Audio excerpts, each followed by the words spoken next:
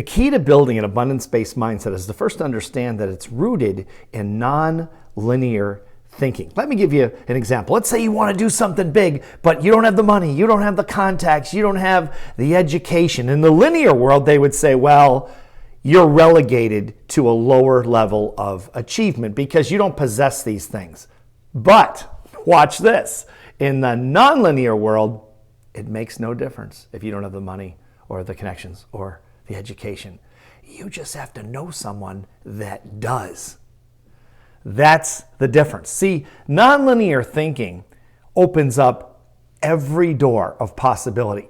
Okay, I'll give you just a little personal story of my own.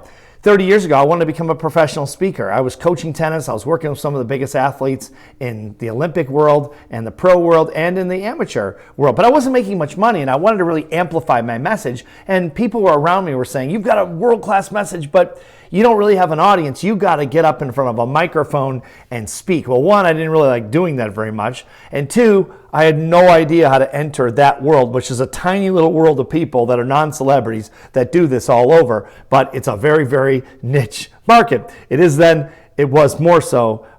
It's more so even now. But what I did was I used nonlinear thinking. I didn't have the connections, the money, or the education either, but I knew I could find someone that did, and I found him, and his name was Bill Gove, and he was the father of the industry. He just happened to teach every major speaker of the last 40 or 50 years. You think he could probably teach me how to do it? Well, of course he could. I attended his workshop, I became his business partner, and in 5 years, I was speaking all over the world. In another couple years, I was one of the highest paid, highest grossing non-celebrity speakers in the world.